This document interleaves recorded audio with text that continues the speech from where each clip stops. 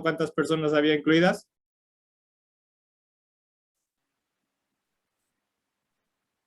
Sí. Sí, ok.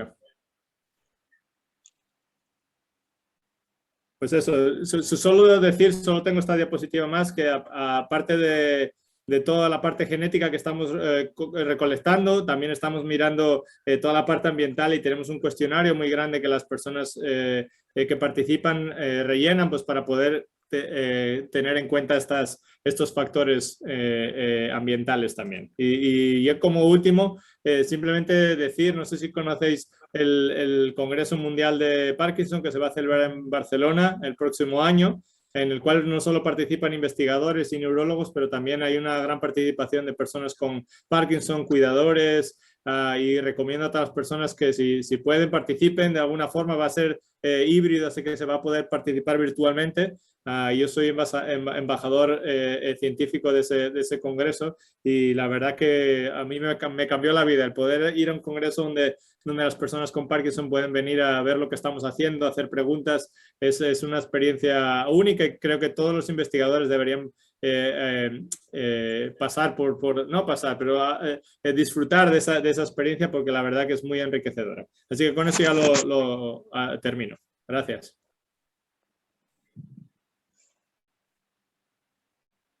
Muchas gracias, Ignacio. Muy linda la charla. Parece que tuvimos un problema con la conexión. Sí, es que parece que es el Zoom gratis que solo dura media hora. Por eso no sé si se va a volver a pagar en media hora o no. Esperemos que no. No, sin perder tiempo entonces. Bueno, está presente Federica. Are you there? Yes, I'm here. Can you share your screen? Sure.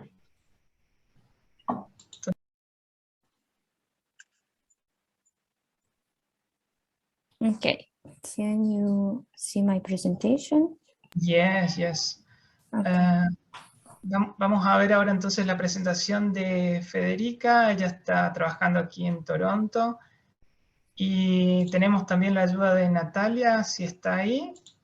¿Estás, Sí, Natalia? hola. Bueno, nos va a ayudar con la traducción. Okay. Hello to everyone. My name is Federica. As Julio said, I'm a postdoctoral fellow here in Toronto, and I've worked on Parkinson's disease during my PhD in Italy. Mi nombre es Federica Albanese, soy doctora y trabajo en Toronto.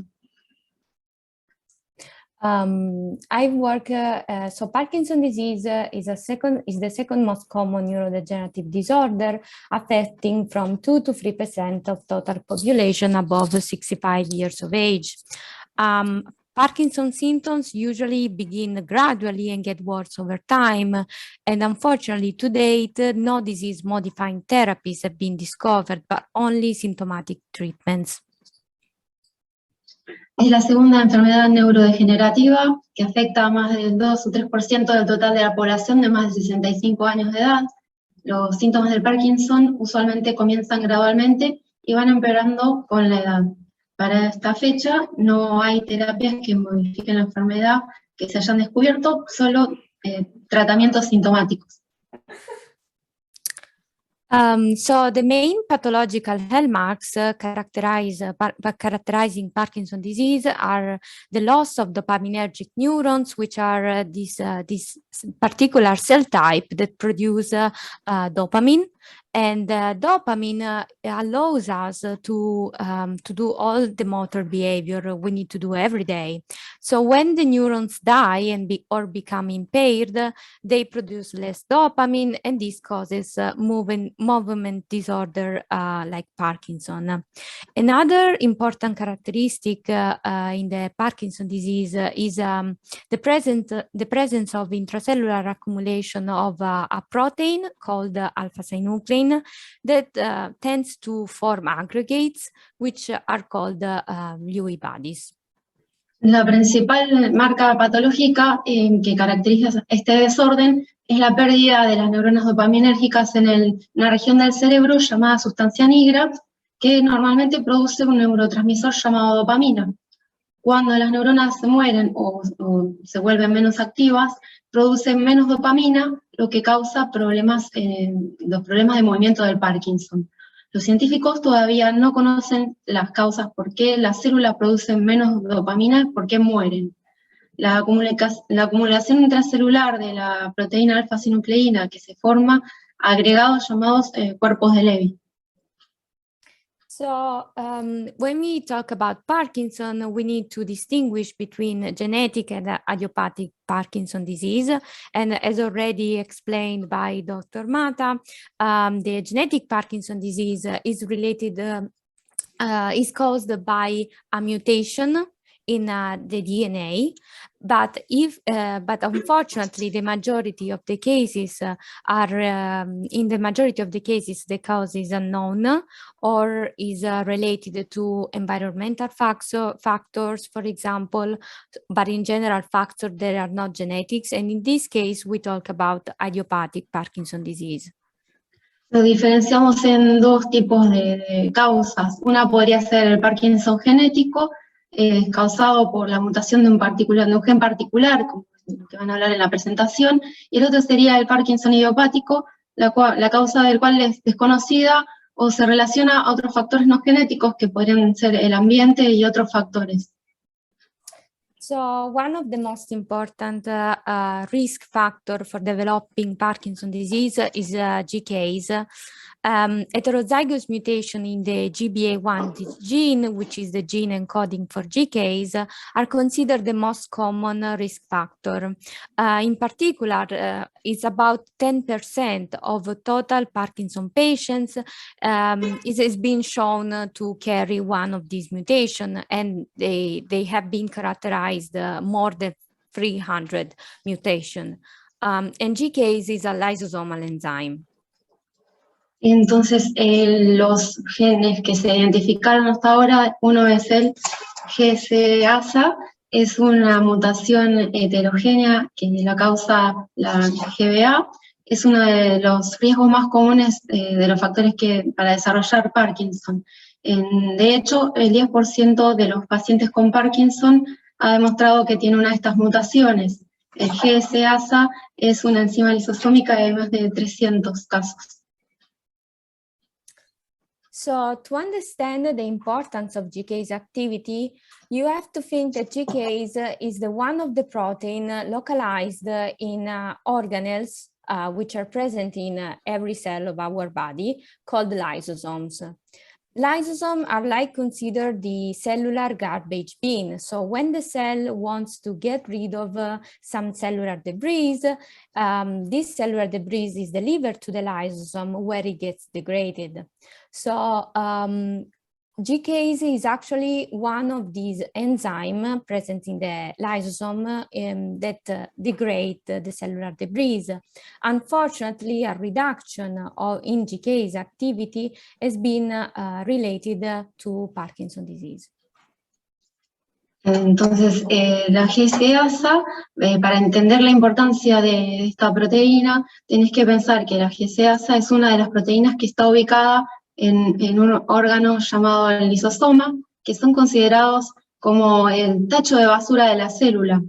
Los lisosomas contienen en su núcleo una serie de enzimas que degradan lo que sea que uno quiera deshacer.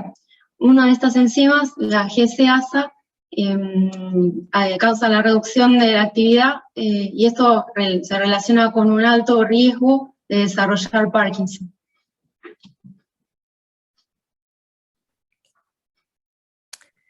So another important factor in the Parkinson field is, as Dr. Mata said, LRRK2. So mutation in the LRRK2 genes have been associated to genetic Parkinson disease, and variation in the gene locus are considered cause of idiopathic Parkinson disease. The most frequent mutation is the G2019S and causes an increase in LRRK2 kinase activity. So it appears that when the protein works more, this causes Parkinson's disease. To study this protein, during my PhD, I enrolled 4 cohorts of mice, of LAR2 mutant mice, which are the wild-type mice, so healthy mice, which are my control, the G2019S knock-in mice with the Parkinson mutation, the LAR2 knockout mice, which do not have the LAR2 protein, and the LAR2-KD mice, which do not have the part of the protein involved in the Parkinson, so the kinase activity. Bueno, durante su estudio en el postdoctorado estudió las mutaciones en el LRK2 que se asociaron con el Parkinson genético, y las variaciones de la ubicación en el gen se consideran una causa del Parkinson idiopático. La mutación más frecuente es el G2019S y causa un aumento en la actividad del LRK2. Así que cuando esta proteína trabaja más, se produce el Parkinson. Para estudiar esta proteína nos enrolamos a 4 cohortes de ratones con el LRK2 mutante y con ratones que son ratones saludables, ratones con el G2019S, con la mutación de Parkinson, ratones con el RRK2 que no tienen la proteína LRK2, y LRK2 KD, ratones que no tienen la actividad quinásica. And the aim of my study was to see if GCase activity was affected in these LAR2 mutant mice. In particular, we studied a brain region involved in the motor function, which is called the striatum, to see if GCase activity is affected there. And we measured GCase activity also in an age-dependent manner.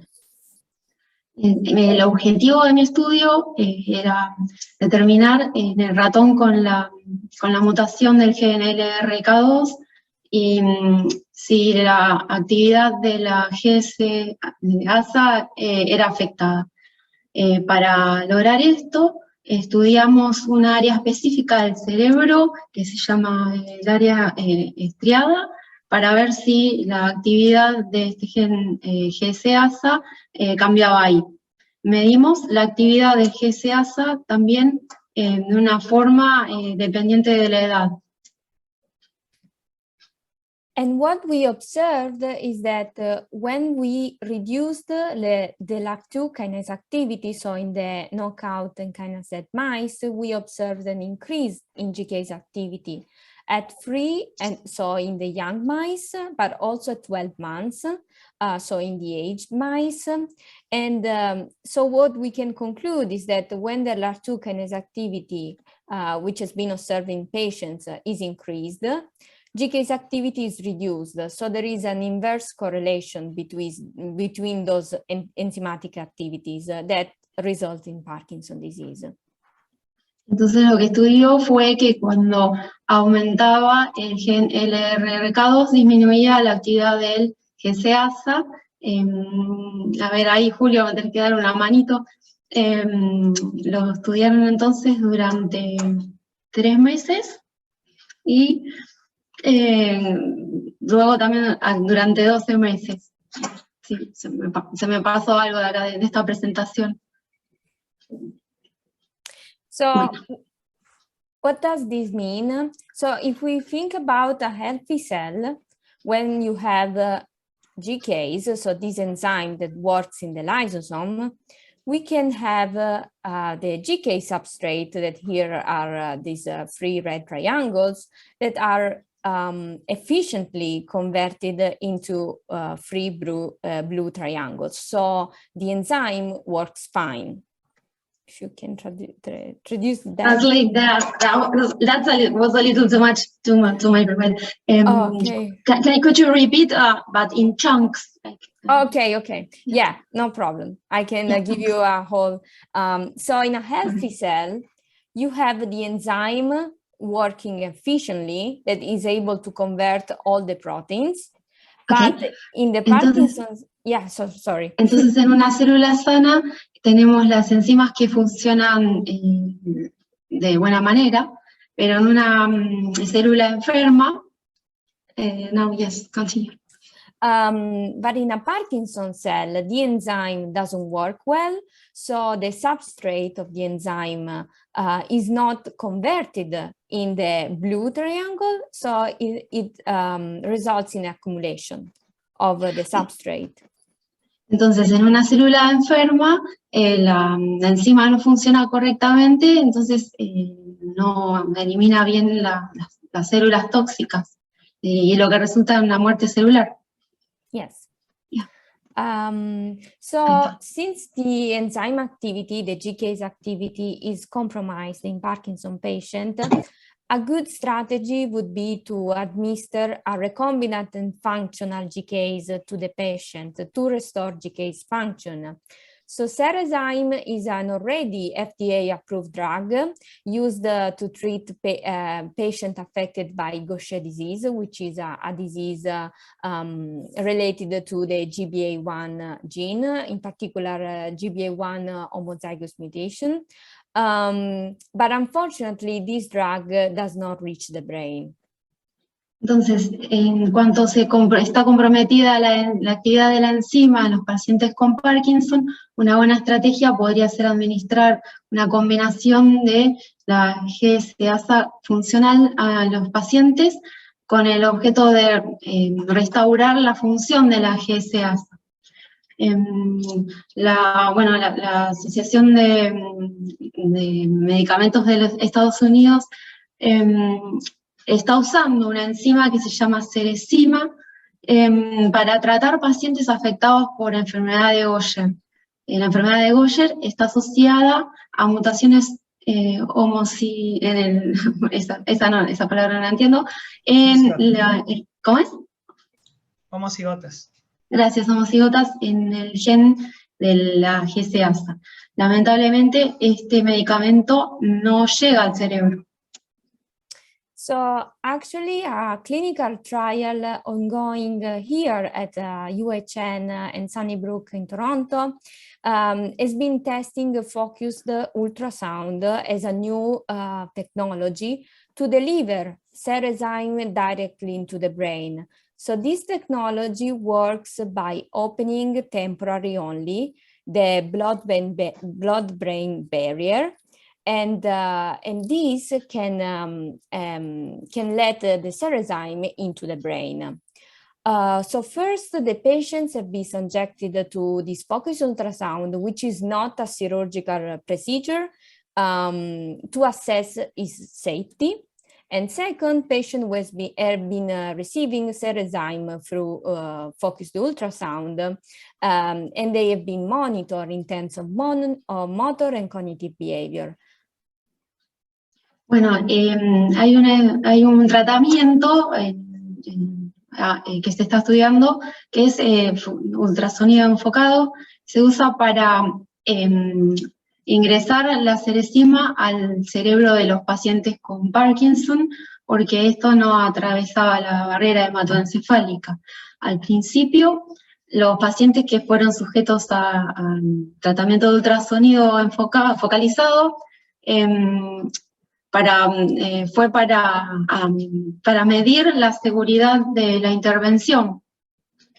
Y segundo, los pacientes que han estado utilizando la Ceresima a través de ultrasonido focalizado han sido monitoreados en términos de comportamiento cognitivo y motor. Sorry. No. Can you go back to the... Sure. Yeah. Sure, sorry. El ensayo se está llevando a cabo en el Instituto Sunnybrook, acá en Toronto. Continue, please. Thank you. So the importance of this clinical trial is that, unfortunately, in most cases, Parkinson causes are still unknown, but GCase mutation has been considered the most prominent risk factor for developing PD. So restoring GCase function might be beneficial to treat and ameliorate PD progression in a wide range of Parkinson patients. En la mayoría de los casos, las causas del Parkinson todavía no se conocen, por eso es importante incluirse en ensayos clínicos. Las mutaciones del GCASA, sin embargo, se han sido relacionadas a desarrollar Parkinson en los casos de pacientes con Parkinson idiopático y genético.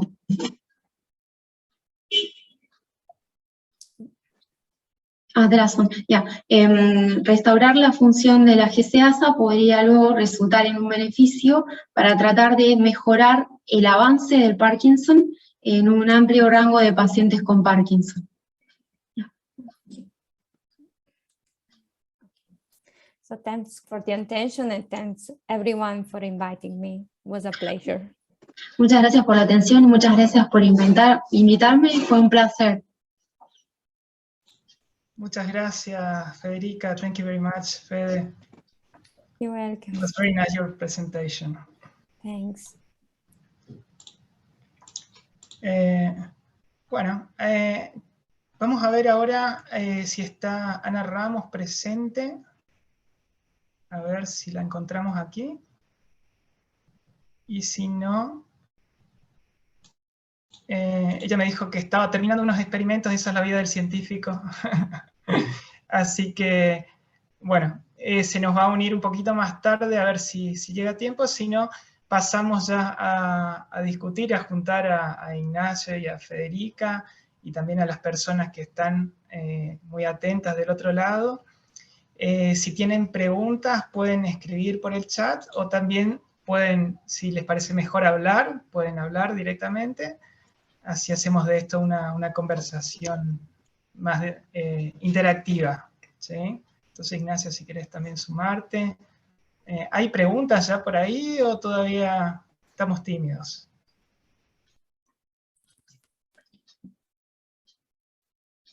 Yo quisiera hacer una pregunta, por favor. ¿Me escuchan bien? Sí. El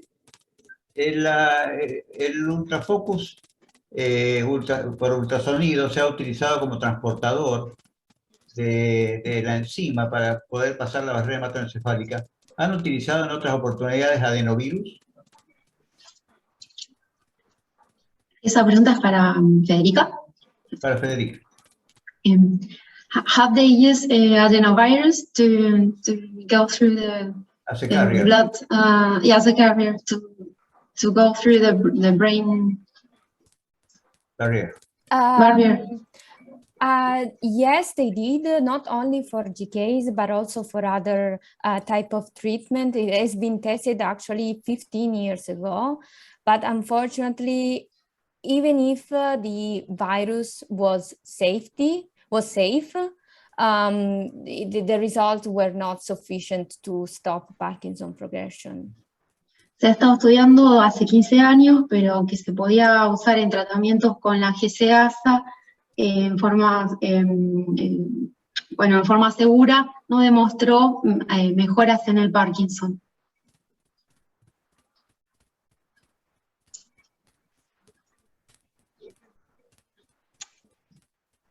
Pueden desmutearse si quieren hacer una pregunta o levantar la mano. Beatriz. Ahí va Beatriz. Quisiera preguntar al doctor Matas que los que tenemos el LDK2, si tenemos más posibilidades de que haya una cura más cercana, si la cura puede ser que bloqueen la parte de la mutación que tenemos en nuestro código genético. Sí, es una pregunta muy buena y muy interesante. Desde mi punto de vista, lo que son las formas genéticas de Parkinson, donde hay un gen principal que puede ser el que causa el mayor riesgo para desarrollar la enfermedad, esas personas sin duda tienen, yo creo que, de nuevo, es mi opinión, creo que tienen más probabilidades de encontrar una solución porque solo tenemos que trabajar en una proteína, así como comentaba Federica en el caso de la GBA, tenemos un montón de fármacos ya que se están utilizando para Gaucher que podemos probar. En el caso del LRK2 existen ensayos clínicos también. Lo que pasaba en el LRK2, como comentó ella, es que se aumenta la actividad de la quinasa, del LRK2, entonces están probando fármacos que reducen esa actividad. Entonces, si conseguimos hacer eso de una forma eficaz, sin tener efectos secundarios, porque ahí va a ser donde está el problema. Como comenté en mi charla, el LRK2 juega un papel importante en muchas vías patológicas, ¿sí? Entonces, tenemos que tener mucho cuidado en no silenciarlo demasiado porque está haciendo cosas en la célula. Si lo silenciamos demasiado es posible que cause más problemas que beneficios, pero si conseguimos dar con la cantidad adecuada, que llegue la cantidad adecuada al cerebro, yo creo que hay probabilidades de que estas formas genéticas, que son más raras por desgracia, pero que ocurren, pues que puedan tener una solución más cercana sin duda. Y eso, en Estados Unidos tenemos ahora, hay 3 ensayos clínicos con inhibidores de la quinasa que se están probando, y yo espero que alguno de ellos nos dé alguna buena noticia, sobre todo para las personas que tengan esa mutación. Y solo decir que incluso en las personas que no tienen mutaciones también se ha visto que la actividad de la quinasa está modificada, así que es posible, aunque no lo tenemos todavía muy claro, que esos fármacos podrían ser aplicables a personas que no tengan la mutación también, pero que tengan una actividad muy elevada del LRK2, que ocurre en pacientes donde no hay una forma familiar de la enfermedad. Entonces, la idea que tenemos es crear fármacos que sean lo más generalizables posibles para que puedan ser aprovechados por el mayor número de personas posibles. Muchas gracias. Dios quiera que sea pronto. Bien, buenísimo. A ver, creo que hay algunas personas que quieren hablar que tienen el micrófono bloqueado. A ver, no sé quién está administrando. ¿Podrías desbloquear para Laura Sosa, que me está mandando un mensaje? Mientras que llega la pregunta o no, decir que esta semana he estado hablando con Biogen, que es una de las compañías que tiene, en colaboración con Denali, uno de los ensayos clínicos para el LRK2, para ver cómo podemos llevar estos tratamientos fuera de Estados Unidos, y en mi caso me estaban preguntando de cómo podemos llevarlos a Latinoamérica.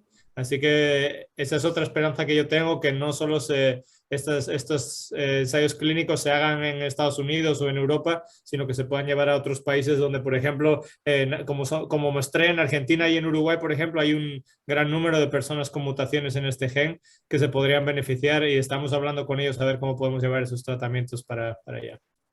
Tienes una candidata. Laura, ¿puedes bloquear tu voz? Bloquea tu micrófono, por favor.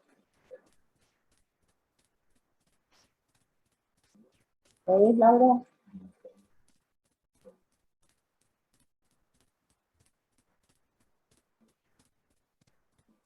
Mientras, yo quisiera hacer un pequeño comentario o pregunta. Da la impresión que en el campo de la investigación de los antiinflamatorios, sobre todo aquellos que actúan como inhibidores enzimáticos, pareciera ser un campo interesante en esta relación, ¿no? La investigación sobre antiinflamatorios parece abrir un camino interesante, me refiero. Sí, correcto. De hecho, hay muchos laboratorios trabajando primero en intentar entender cuál es el papel de la inflamación en la aparición de los síntomas de Parkinson, y después, una vez que entendamos muy bien cómo funciona eso, el poder encontrar dianas terapéuticas para poder resolverlo. Lógicamente, el componente inmunitario es muy complejo y tiene muchas funciones, y es difícil de modular en cierto sentido. Así que yo creo que hay esperanza en ese sentido, pero a corto plazo yo creo que todavía necesitamos conocer mucho mejor cuál es el papel de la inflamación en la enfermedad.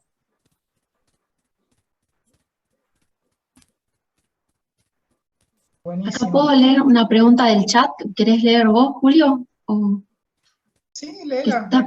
Está preguntando Laura, ¿qué hay respecto a dianas terapéuticas para evitar la agregación de la sinucleína? You want to take that one, Federica, or I can try?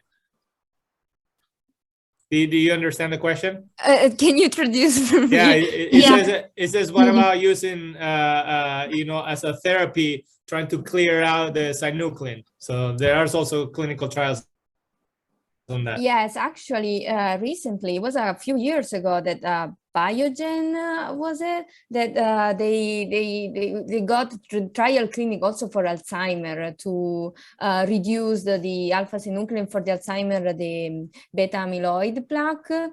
But unfortunately, they saw that even if the patient was completely clear from alpha-synuclein or beta-amyloid plaque, the symptoms were still there, because by the time of the diagnosis, unfortunately, the neurons are already dead. So clearing from alpha-synuclein might not be the best strategy. Ignacio, ¿querés hacerlo vos? Porque it's too much information. No, it's okay. Estás sudando. Yeah. Sorry. No, it's great. Es genial que sepan tanto. I love it. No. La verdad que hiciste un trabajo espectacular, ¿eh? Es muy difícil hacer lo que estás haciendo, así que un aplauso para ti. No, lo que dice Federica, que es lo que hubiera dicho yo también, es que se han intentado, y de hecho ha habido varios estudios que se han parado, pues porque aunque veíamos que veían, yo no lo hice, pero veían que a pesar de que las células estaban completamente vacías de agregados de sinucleína, los pacientes no mejoraban, y de hecho en muchos casos empeoraban, la progresión se hacía incluso más rápida.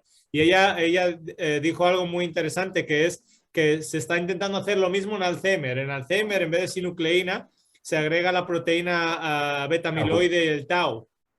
Hay muchos ensayos clínicos intentando también limpiar las células de esa proteína, y están encontrándose con lo mismo, que a pesar de que reducen los niveles de tau y de beta-amiloide, no hay una mejoría en los pacientes. Entonces, hay varias hipótesis de por qué puede estar pasando esto.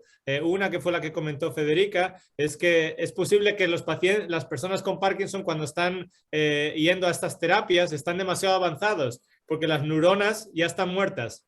Es muy difícil recuperar esas neuronas. Entonces ese puede ser uno de los problemas, que estemos intentando tratar a las personas cuando ya es demasiado tarde. Y de hecho yo puedo comentar un poco sobre esto, porque es algo que desde el punto de vista como investigador a mí me mata un poco, que es que, como ella bien dijo, una persona cuando empieza a sentir los síntomas y va al neurólogo, más del 80% de las neuronas que producen la dopamina están muertas ya.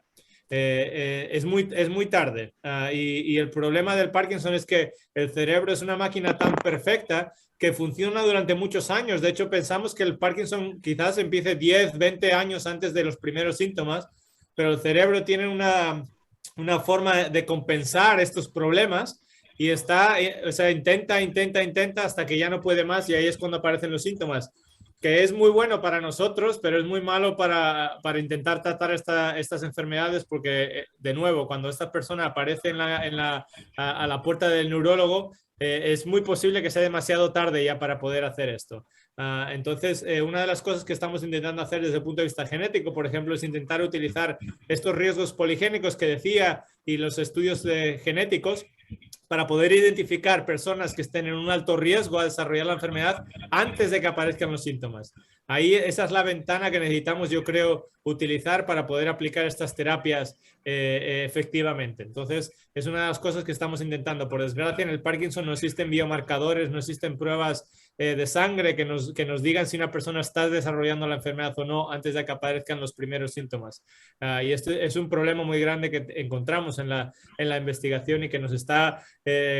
creo que quizás enlenteciendo un poco el poder llegar a tener estas terapias, pero yo creo que estamos mejorando en cuanto conocemos la enfermedad, y creo que podremos pronto poder identificar a estas personas antes. La segunda hipótesis de que puede estar pasando también, que yo creo que el campo está dividido entre las personas que piensan que la sinucleína es todo y necesitamos quitar esta sinucleína o en el Alzheimer el tau. Hay otras personas en el campo que piensan que eso solo es el resultado de la neurodegeneración. La sinucleína, en realidad, lo que la célula está haciendo es intentar deshacerse de ella. Entonces, es un proceso beneficioso el limpiar la sinucleína y el tener estos agregados de sinucleína. En realidad no es el problema, sino es la causa de la enfermedad.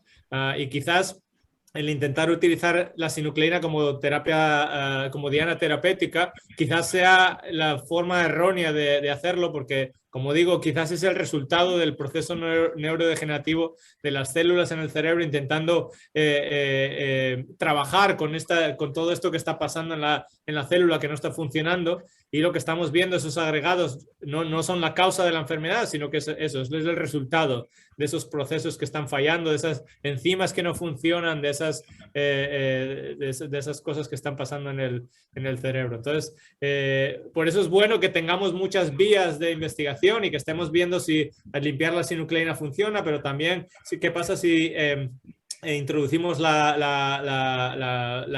enzima de la GBA, ¿sí? la glucocerebrosidasa. ¿Qué pasa si la mejoramos, introducimos una que funcione mejor? ¿O qué pasa si reducimos los niveles de función en el LRK2? Estamos intentando ver qué cosas funcionan y qué cosas no funcionan.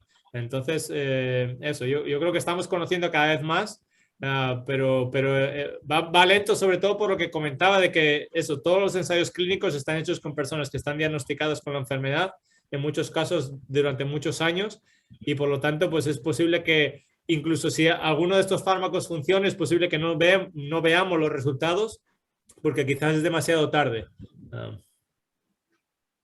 Espero que haya respondido a la pregunta. Fue un poco rollo, pero la verdad que esto es algo que a mí me quita el sueño, la verdad, que no podamos identificar estas personas antes y que no podamos aplicar estas terapias mucho antes. A ver, está escribiendo un montón. Laura, a ver si esto fue respondido. Para ustedes, ¿cuál sería la mejor estrategia terapéutica? Y dice, entiendo, la alteración que se estaría alterando a los fagocitos y estos no estarían actuando en la eliminación de estos agregados. Sería muy bueno encontrar la forma de que Seracima cruce la barrera hematoencefálica. Bueno, en realidad Federica explicó que cruza la barrera hematoencefálica, por eso utilizan ¿cómo se llamaba? El focused ultrasound. Utilizan esa técnica que en realidad no es cirugía, sino son unas ondas ultrasonido que abre durante una barrera una ventana de tiempo, esa barrera hematoencefálica, para que tratamientos puedan pasar. Eso es algo que se utiliza para muchas otras enfermedades, y que en este caso lo están utilizando para que ayude a que muchas de estas cosas que normalmente no pasarían en la barrera hematoencefálica, abrirla para que pasen. Pero sí, todo lo que tiene que ver con la limpieza de proteínas que se acumulan, todo eso es una de las posibilidades que se están explorando para poder tratar pues el Parkinson, el Alzheimer y otras enfermedades donde existe un agregado de proteínas que pensamos puede estar de alguna forma relacionado. Como dije, quizás no sea la causa, pero parece que hay alguna relación con la enfermedad, y por lo tanto pues es importante el intentar hacer que esas funciones como dicen los fagocitos. Yo creo que Laura está estudiando mucha biología, que estos fagocitos, este sistema de limpieza que tenemos en las células, funcione lo mejor posible para poder quitar todas esas proteínas y todo el estrés oxidativo, todas esas cosas que están haciendo que las células no puedan funcionar todo lo bien que deberían. Anterior a esa pregunta, alguien preguntaba si las vacunas de COVID pueden empeorar los síntomas del Parkinson.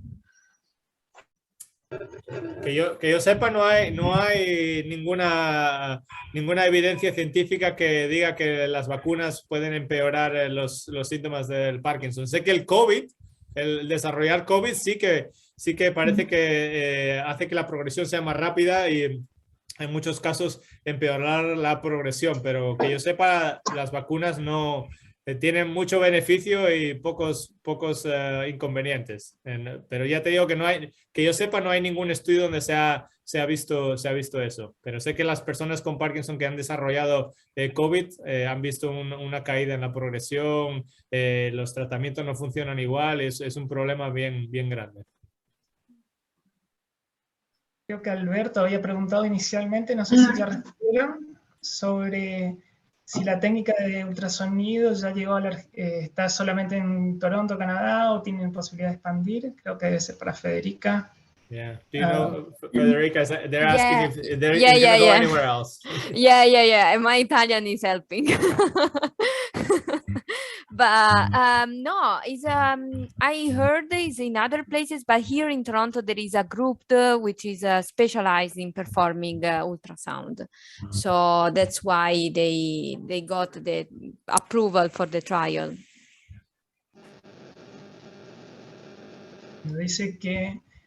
Dice que no, que en Toronto hay un grupo que está especializado en esa técnica y por eso la están haciendo ahí, por eso consiguieron la aprobación. Y quería saber en qué etapa clínica está ese estudio. In which phase of the clinical trial is that study? I think it's phase 2, yeah. Ah, bueno. Entonces es un estudio de fase 2, así que bueno. Gracias.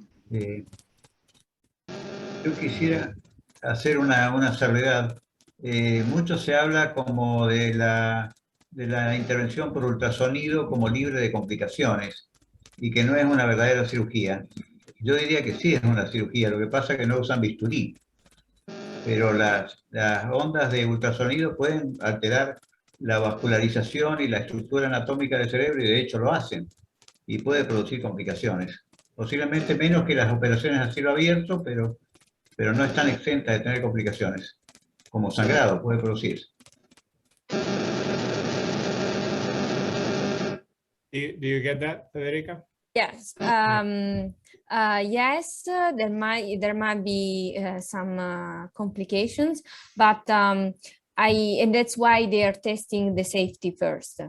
So before introducing Cerezyme, they just want to see if the ultrasound works. So yeah, they are gonna see, especially because those patients will be treated not once, but more than once. So this treatment will be repeated.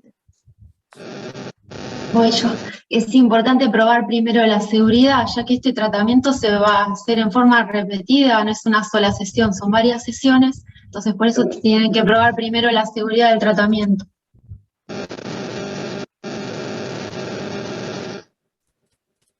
Patricia, creo que hace ruido tu compu.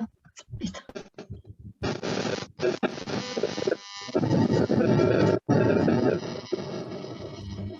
Que tenemos una pregunta más que me mandaron diciendo qué estudios de fase 3 hay actualmente. No sé si alguno de ustedes sabe esta respuesta. En el Parkinson, que yo sepa, ninguno. La mayoría de los ensayos clínicos del RK2, GBA, están todos en fase o 1 o 2. Que yo sepa. Federica, do you know of any phase 3? No, not that I know. Yeah. Yo estoy en una investigación que está en la fase 2. ¿Puedes repetir, Bea, la primera parte? Que yo estoy en una investigación en donde ya se ha cerrado el ingreso del miembro de casos nuevos y está en la fase 2. Well, Beatrice is in a clinical trial that is on phase 2 and has been closed. Okay. Bien. Creo que no hay más preguntas, o quedó alguna por ahí. Última oportunidad. Tengo una pregunta, ¿no? Was that a question for me? Oh, okay. No, Sorry. it's just she just wanted to share here. Yeah. Clinical trial, yeah. Yeah, unfortunately, even the LRH2 inhibitors that Dr. Mata talked about, I personally tested during my PhD some of them in the mice to see, and yeah, the problem are the side effects, unfortunately, because LRH2 is highly expressed in other organs like lungs and liver. Yeah, sorry. I can speak in Italian. Maybe it's better. No, I can translate. It's not a problem. No, eso, dijo que ella no lo conoce, pero de hecho ella probó durante su doctorado algunos de los inhibidores de LRK2 que comenté antes para inhibir la actividad de la enzima, y que uno de los problemas más grandes son los side effects, son los Efectos secundarios. los efectos secundarios de los tratamientos, porque el LRK2, esto es otra de las cosas que comentaba, no solo está en muchas diferentes vías patológicas y vías de la célula, pero se expresan muchos tejidos, como en el pulmón y en otros tejidos, y por lo tanto el bajar los niveles de expresión, cuando nosotros damos un fármaco no podemos decir no, pero que se haga solo en el cerebro y no se haga en el resto del cuerpo. Entonces, cuando ocurre esto, podemos tener efectos secundarios muy grandes o incluso causar otras enfermedades. Entonces, es uno de los problemas que tenemos a la hora de encontrar nuevas dianas terapéuticas, y en el caso del LRK2, por la complejidad de la proteína y la cantidad de funciones diferentes que tiene, pues es algo añadido. Pero eso, hay varios tratamientos en fase 1 y fase 1B, me parece, con alguno de estos inhibidores, y hay que ver. Adrián, creo que Adrián tiene una pregunta. Sí, para usted, doctor Mata. Si a usted le quita el sueño, no tratar a la persona antes de que aparezcan los síntomas, imagínese a nosotros que tenemos los síntomas. No sé, estamos más preocupados todavía de que no hay futuros tratamientos como para poder terminar, y no nos alcanza el tiempo para poder curarnos. La pregunta es la siguiente. Tengo un compañero en la cual hicieron una operación de estimulación profunda hace 2 años, venía bárbaro y ahora recayó con todos los síntomas y agudizado los síntomas. ¿Tiene algún tratamiento que usted aconseja que puede llegar a servir? Yo suelo decir que yo soy biólogo, no soy neurocirujano, no soy neurólogo, yo me dedico a estudiar la genética. Ojo que la pregunta la tiré para todos. Bueno, si hay algún neurólogo en la sala o algún neurocirujano que hable ahora o que calle para siempre. Yo sí no puedo dar mi opinión personal. Sirve igual. A ver, el DBS funciona estupendamente en la mayoría de los casos, pero tiene sus problemas y depende mucho de que la operación esté hecha bien, que el nodo esté en el sitio adecuado. No funciona igual para todas las personas. De hecho, se hacen muchos tests antes de ver si una persona es buen candidato para esa operación, y de hecho una de las cosas que estamos intentando hacer en mi laboratorio es intentar entender si podemos usar la genética para encontrar qué personas son mejores candidatos o peores candidatos para ciertas terapias, incluido el DBS.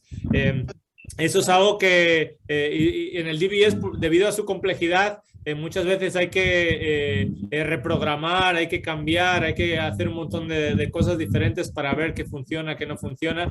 Y hay que entender que el DBS no para la progresión de la enfermedad. La enfermedad sigue progresando, ¿vale? Entonces, por lo tanto, hay muchos cambios que ocurren en la progresión de la enfermedad que pueden estar afectando a cómo se responde, no solo al DBS, pero incluso a la levodopa. Hay personas que dicen, no, la levodopa me funcionaba muy bien y ahora ya no me funciona. Es por la progresión, por todo lo que pasa. Entonces, eso es algo que hay que hablar con el neurólogo, con la persona que le programa el DBS, y ver si hay alguna cosa que se puede hacer cambiando distintos parámetros, a ver si se puede mejorar. Pero pasa, esto pasa, ya digo, no solo con el DBS, sino con otros tratamientos, que a medida que la enfermedad progresa, cosas que antes funcionaban ya no funcionan, pues porque eso, todos los tratamientos que tenemos hasta la fecha tratan los síntomas de la enfermedad. Por ahora no tenemos nada que nos ayude a parar o enlentecer la progresión de la enfermedad. Y solo decir que yo no quería decir que solo me preocupe yo sobre esto. Entiendo que las personas que viven con la enfermedad están mucho más preocupados, y solo decir desde mi punto de vista que nosotros estamos trabajando día y noche, y ahora son las 7:30 y estoy todavía trabajando, sí, para intentar encontrar la solución. Estoy totalmente convencido de que Federica y el resto de investigadores hacen lo mismo, y trabajamos todo lo que podemos para llegar un día a poder informar de que el Parkinson ha desaparecido. Sería una bendición. Fernando.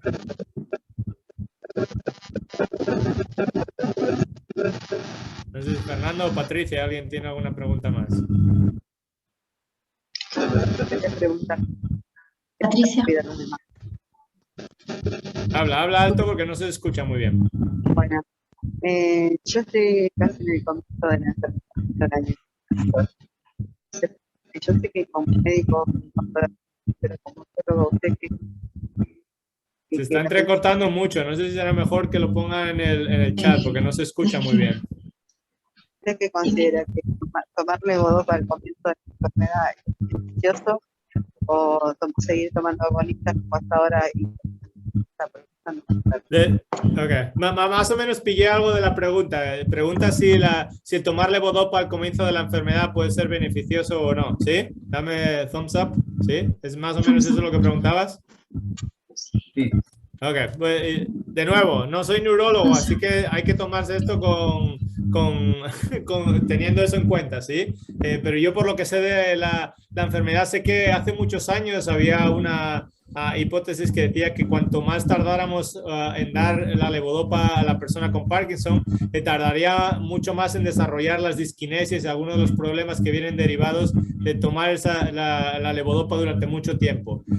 Creo que esos estudios han sido desmitificados completamente y sabemos que por retrasar mucho la levodopa esas disquinesias, esos problemas no se retrasan y la mayoría de los neurólogos que yo conozco recomiendan tomar la levodopa cuanto antes posible, sobre todo si hay síntomas que pueden ser de alguna forma tener mucho beneficio al tener este tratamiento. O sea que todo lo que sea el temblor, los problemas motores,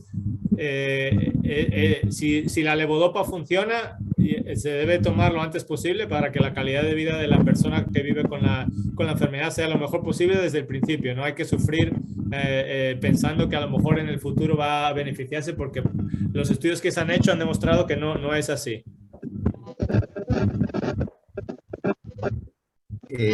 Voy a desactivar Sí. todos los micrófonos y por Desactivamos hay mucho ruido. ¿Me escuchan?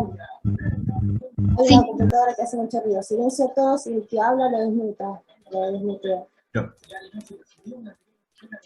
Fernando Renato quería preguntar algo, ahora que hay silencio. Ahí. Ahora pueden desactivar. Si quisiera hablar, lo desactivan. ¿Me escuchan?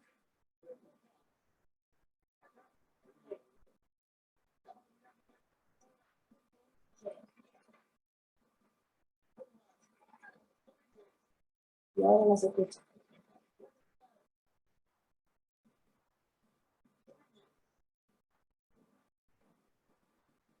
Ahí, Ahora sí. ahí está. Estábamos bloqueados. No sé si Fernando estaba bloqueado también o no.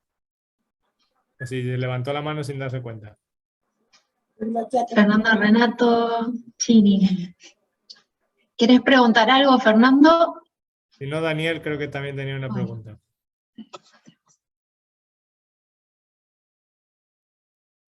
No se te escucha, tienes que darle al micrófono para activarlo. Ahora sí. Sí.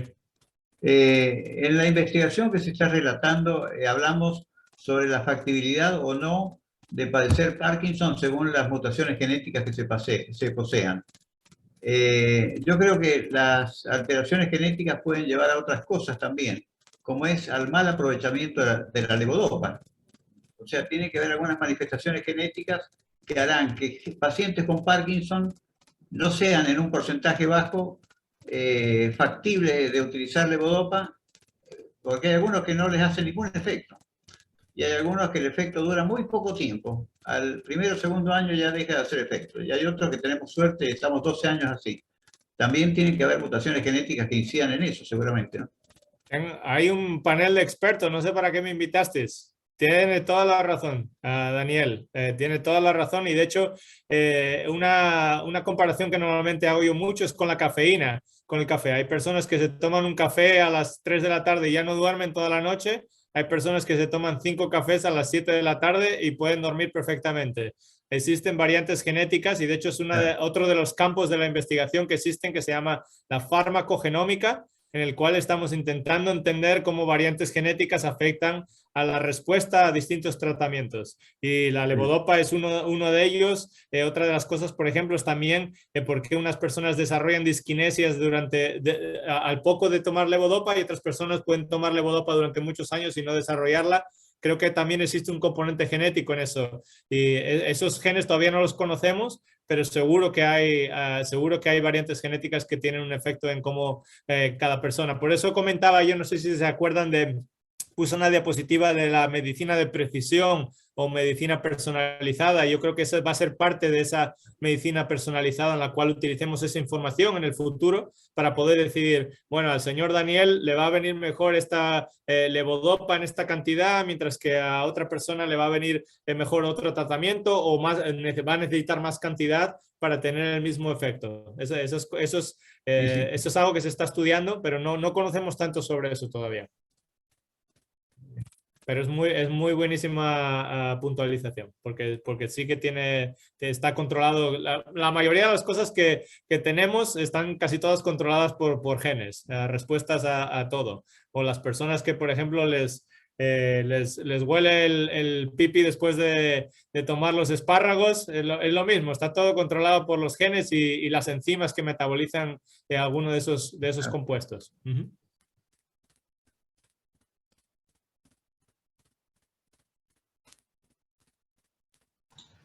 ¿Alguien más por ahí? Solo un comentario tenía. Mucho se habla del tiempo que demora desarrollar un nuevo tratamiento, ¿cierto? En diferentes etapas clínicas que llevan bastante tiempo, ¿no? Bastantes años. Y otra alternativa que se usa es en otras enfermedades, yo trabajo con cáncer, por ejemplo, es de elegir medicamentos que ya pasaron por todas esas etapas, ya fueron aprobadas por sus entes regulatorios, y ver si tienen efecto en esta enfermedad. ¿Eso saben si es algo que es posible en Parkinson o ya se está probando?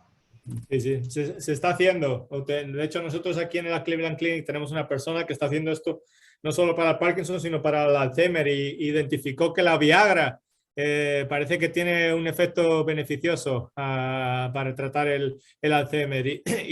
Solo para resumirlo, lo que hacemos es buscamos enfermedades que biológicamente sean muy parecidas, para las cuales ya hay tratamientos, y utilizamos esas hipótesis para intentar decir, bueno, pues si este medicamento funciona para esta enfermedad que es muy parecida biológicamente a la enfermedad de Parkinson, quizás tenga un beneficio también al Parkinson, y probarlo. Este investigador lo que hace es que después él va a bases de datos muy grandes. Por ejemplo, aquí él tiene acceso a Medicare, que es la base de datos donde todas las personas que tienen ¿cómo se llama? El programa de salud que es gratis aquí en Estados Unidos. Entonces todos esos están en una base de datos, y él lo que hizo, por ejemplo, para el Alzheimer es que en sus modelos él vio que la Viagra podía tener un efecto beneficioso, y entonces fue a esas bases de datos y vio qué personas tomaban Viagra y si en un porcentaje mayor o menor esas personas tenían un riesgo a desarrollar Alzheimer. Comparó los grupos de personas que tomaban Viagra con las que no tomaban Viagra, y vio que en el grupo de la Viagra había menos Alzheimer que en el grupo de la no Viagra, lo cual pues parece justificar o dar un poco de reafirmación de que quizás esto pueda ser real. Entonces, una vez que se tiene eso, se puede probar en modelos animales, y después, como los medicamentos ya están aprobados, se puede hacer un clinical trial en fase 3 directamente, sin falta de tener que pasar por todas las fases, que son las que más tiempo y más dinero de desarrollo llevan. Entonces sí que se está haciendo. Yo creo que en el Parkinson vamos un poco más retrasados comparados con el Alzheimer, pero sé que hay varios grupos, entre ellos uno que tenemos aquí, que está trabajando en eso, porque como dices tú, cortaría encontrar estos tratamientos más de 10 años, en lo que se demoran en hacer los ensayos clínicos en fase 1 y 2. Buenísimo, otra esperanza entonces. Sí. Y otra esperanza más es que actualmente no es obligatorio ser un gran científico para poder llegar a grandes descubrimientos. ¿Lo dice por mí? No, yo a ustedes los aplaudo porque son un cúmulo de virtudes que realmente los envidio. Y la forma que están exponiendo y que están aclarando los temas es excepcionalmente bueno. Muy bien. Pero no, lo que me refería es que por ahí hay gente que domina, por ejemplo, el chino antiguo.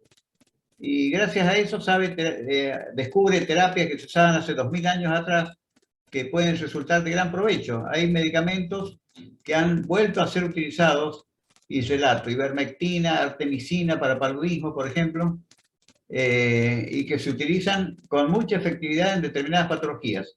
Y algunos que han sido tóxicos y que han sido teratogénicos, como la talidomida, que nadie pensaría que puede tener una aplicación en el campo de la medicina, pues lo tiene, en el caso de la lepra.